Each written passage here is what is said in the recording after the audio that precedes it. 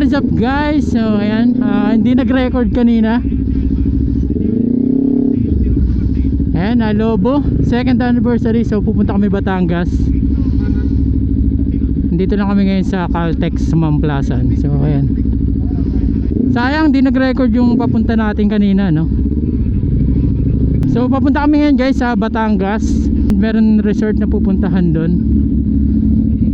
So sagot na rin ng Lobo ang accommodation natin. Napakaganda, no?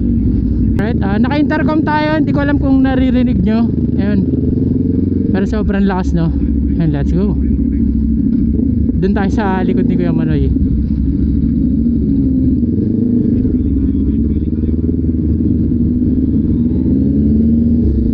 And guys, maraming pupunta. Yung iba naka 4 wheels kasi medyo maraming dalang gamit yung iba. So naka 4 wheels sila. Alright, let's go.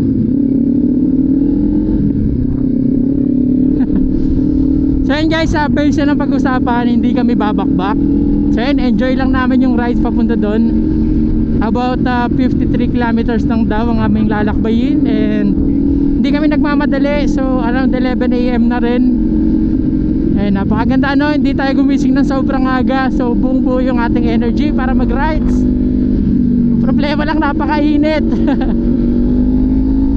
Pero okay na rin kahit pa paano. Kanina medyo umulan.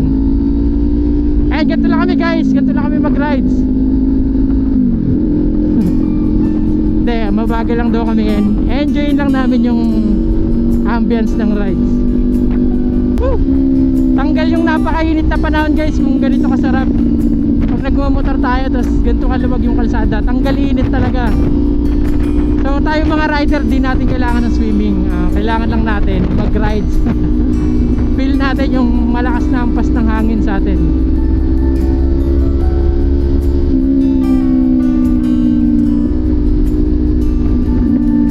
Napapansin nyo, naka stilt side mirror tayo. So medyo maliit lang, pero kaya-kaya naman guys. Ayan. Dito tayo guys, pangatlo tayo. Pangatlo tayo sa Spear. So ito guys, dala natin Ninja 500 SE. So yung nasa harap natin parang Honda yata yan, Honda CB 500 Arba, parang ganun. Pero adventure type siya, hindi siya yung sports type.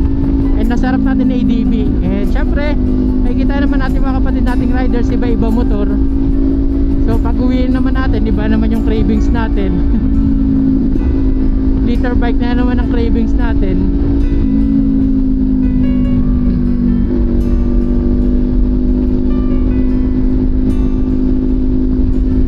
Maraming makukulit dito sa grupo guys, kaya mag-enjoy kayo. Any type of big bike pwede dito.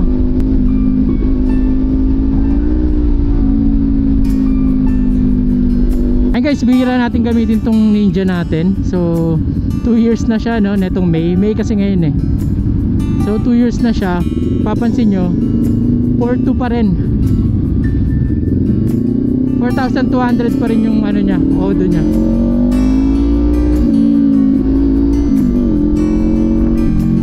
Nandito pa rin kami sa SLEX. Pangit ang daanan dito, ang lubak. Ayan, mag-iingat kayo dito. Parang may house. Tumatalbog tayo, tumatalbog.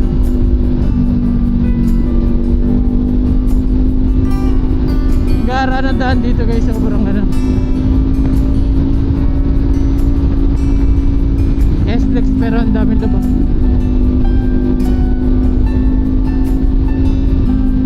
Guys, so BMW yata to. Hindi, Honda.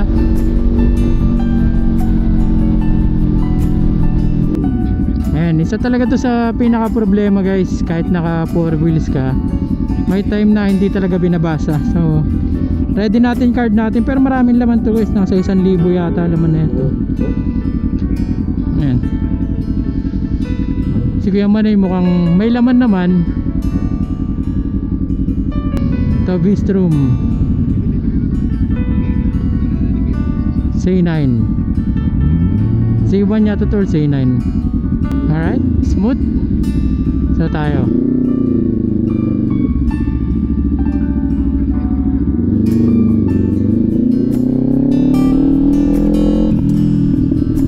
Si attorney bibidyo. So ito kami guys, antayin lang namin yung iba. Ayan guys, nandito na tayo sa Rosario, Batangas. So medyo malapit-lapit na rin yata to. Medyo matraffic lang pero kaya naman ang filtering. Eto guys, so makulit to si Kuya Asyong na ngayon.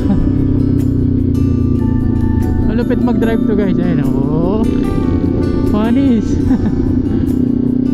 Yan talaga mag-drive yan si Kuya Asyong ngayon oh. Expert yan guys.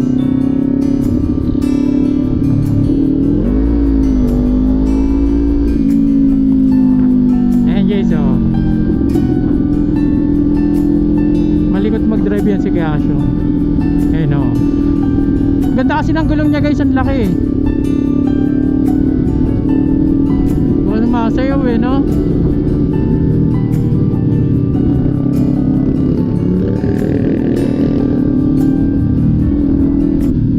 So yan guys, we're almost there. 7 kilometers na lang daw tayo. Kaya kung papansin nyo, probinsya na dito.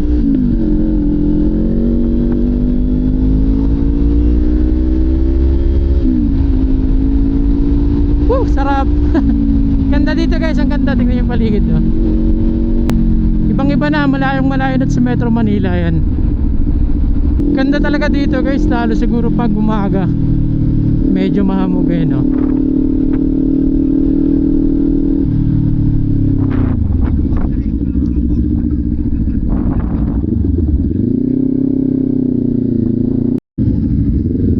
Nandito na tayo. Ayan tayo guys, ayun, napakaganda farm pala to no. Nagdala ako ng ito yung presidente natin na yun no. Yan.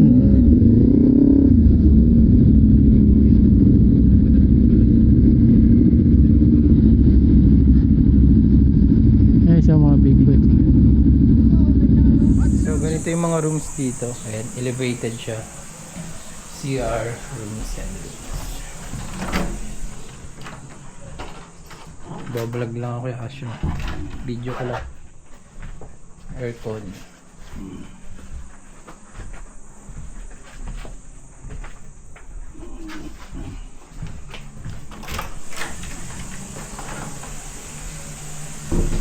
Yan, punta naman tayo sa baba. Itutour ko kayo doon. Ito yung campsite nila. Ayun. Meron naman doon. Pwede tayo ng tent. Mukhang maganda doon. Pero pwede din naman dito sa loob. And another rooms.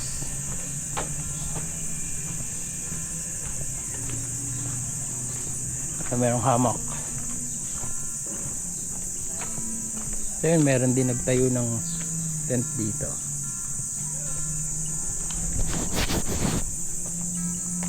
Ayan, napakaganda dito. So pwede kayo magtayo ng tent dito. Ayan. Safe na safe. Ayan, meron pang mini table and chairs doon. Pwede magkape. So ito activity area nila, paintball. Paintball ba? Paintball. Di ko alam. Basta parang barilan. So ito yung activity area nila. Meron billiard, video okay. So meron ding CR dito. And balilinis talaga yung CR nila. So doon, bonfire. Yung napakalawak talaga no. And then meron playground.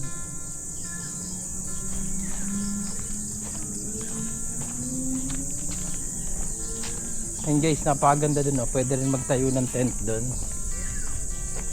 Ayan. Gusto nyo yung medyo malayo sa sibilisasyon. Ayan, pwede dyan. Napakaganda.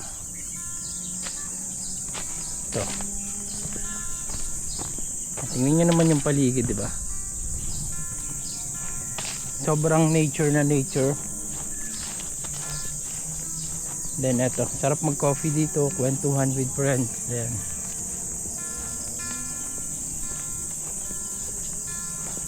And nakita nyo naman yung mga rooms, meron talagang aircon. So napakalamig.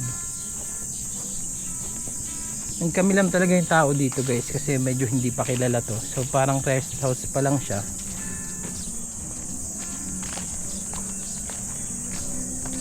Ayan, ito rin yung kanina paikot na. So ayan, napakaganda. Ang ganda magtayo ng tent dito. Ayan.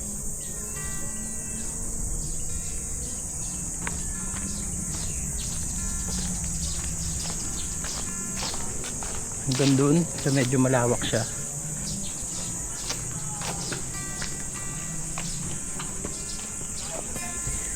Ito yung motor natin. Yan.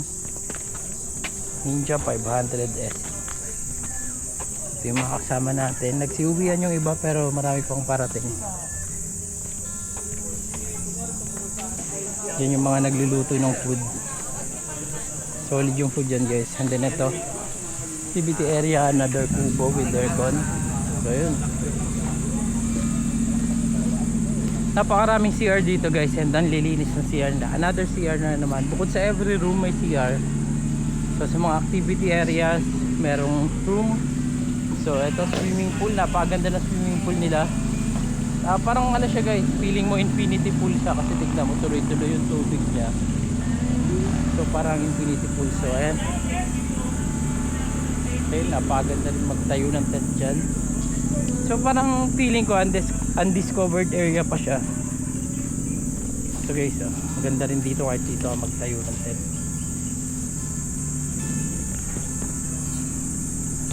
Ayan, so dito may mga nagtayo din ng tent. Napakaganda dito guys, kami lang yung tao.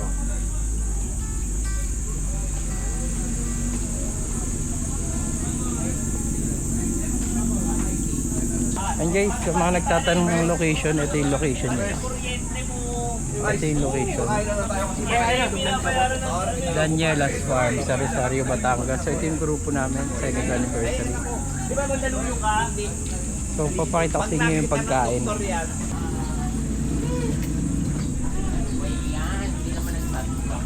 Ayun na, mong tani, pwede na pala. Oo, tamo. Mukhang ikaw ikaw nagsimula Umingay.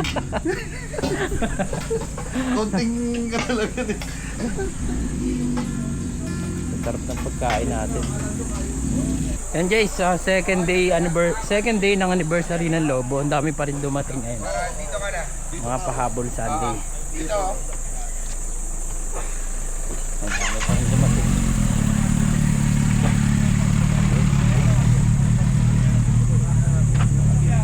Binigyan ako, nakadali ako ng original carbon.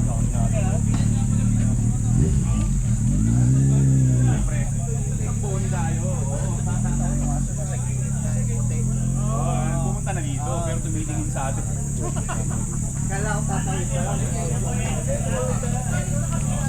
Lahat kasi. What's up guys, and ayun, pauwi na nga kami. Ayan, pauwi na kami. So nag-enjoy naman kami. Napakaganda ng farm, sobrang nag-enjoy talaga. Dami namin nagawang activities.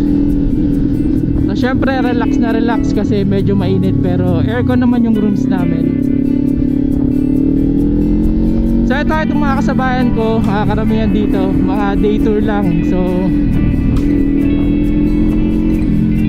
umabot lang din sila.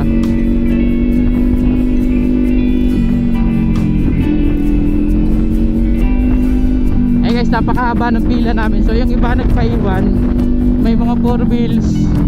Kaya nagpaiwan sila dun.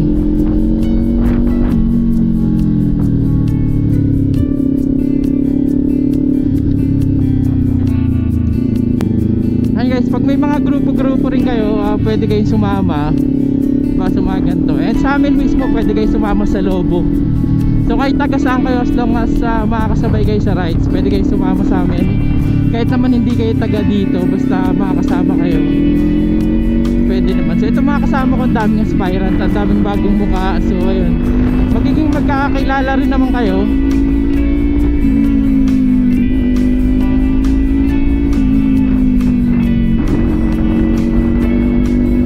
Guys, napakaganda dito. Siguro enjoy na lang natin the rest of the rides kasi mukhang ano rin naman, no? Mas okay na enjoy natin yung ganito. Hindi yung puro boses ko lang maririnig nyo.